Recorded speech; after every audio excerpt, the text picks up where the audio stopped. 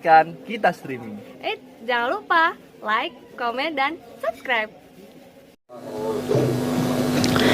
Bismillahirrahmanirrahim. Assalamualaikum warahmatullahi wabarakatuh. Alhamdulillahilladzi hadana lihada wa ma kunna linahtadiya laula an hadana wa nabiyana Muhammadan sallallahu alaihi wasallam wa huwa ahluh.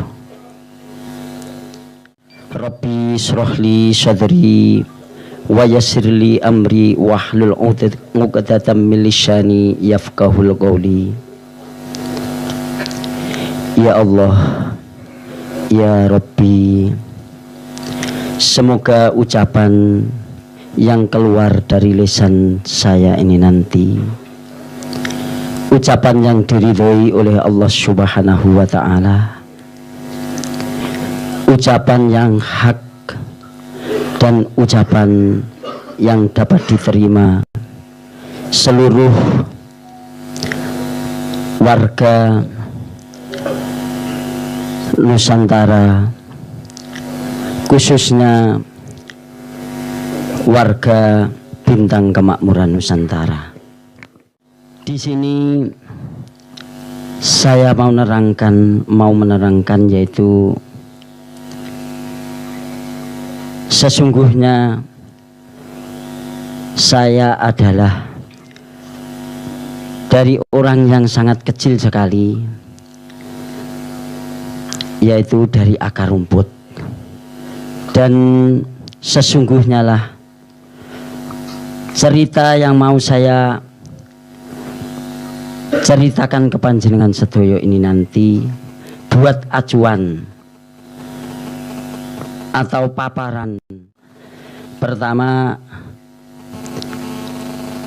sesungguhnya ibu saya adalah 3, ayah saya juga 3. Ibu atau simbok saya yang paling dari kaum sudra atau kaum kecil, yaitu namanya Katun dan Suyono. Sedang nama saya kecil dijuluki Rubai.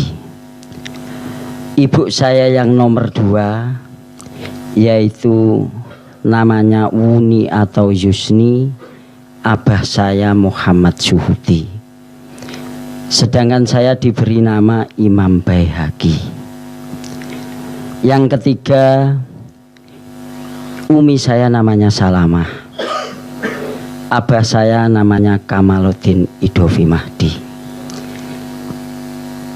Saya diberi nama yaitu yang seperti nama sekarang ini, Imam Baihaqi Maksum Adam Idovi.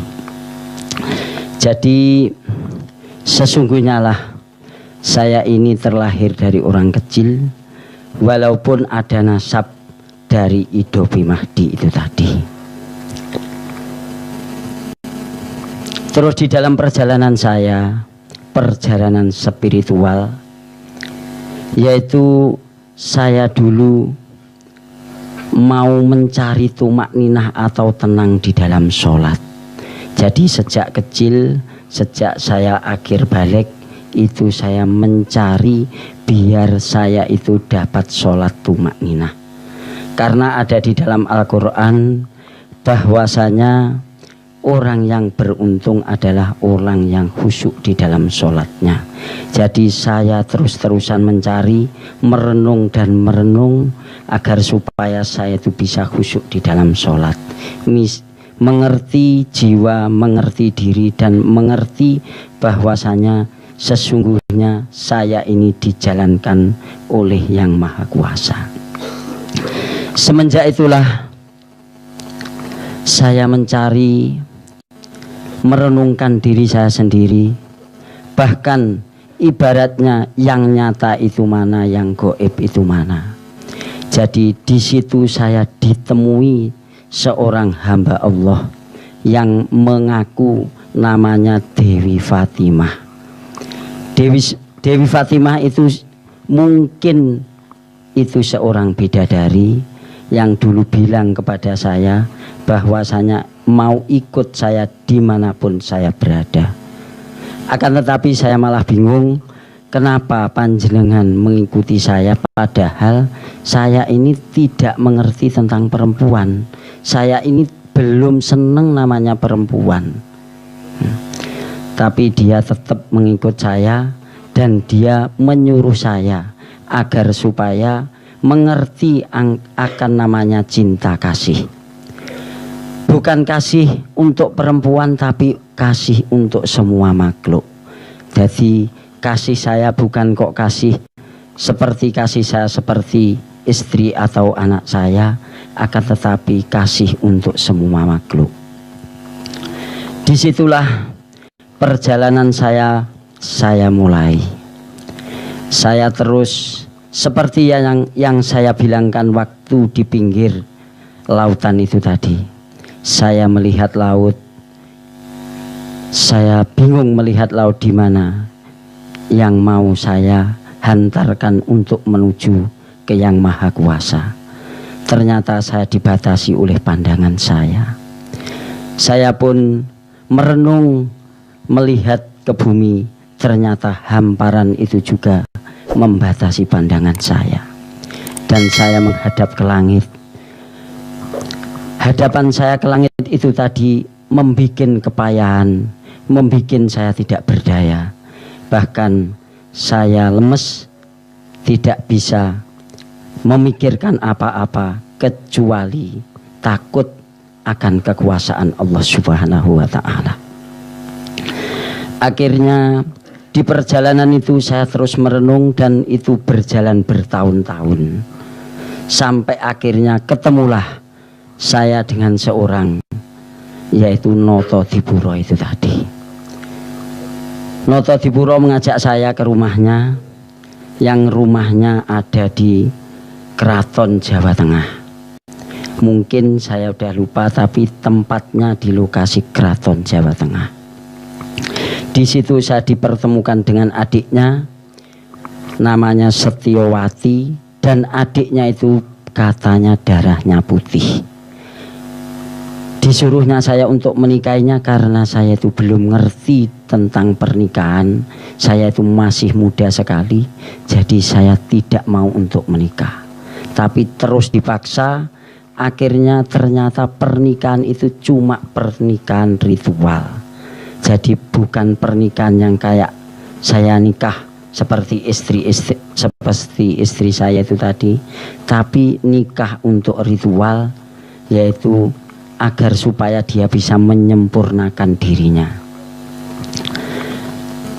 Setelah itu memang perjalanan saya banyak liku-likunya, banyak jatuh, banyak bangun. Akan tetapi di liku-liku perjalanan saya ini terus tujuan saya cuma tumak ninah di dalam sholat, cuma tenang di dalam sholat dan tenang di dalam kehidupan saya.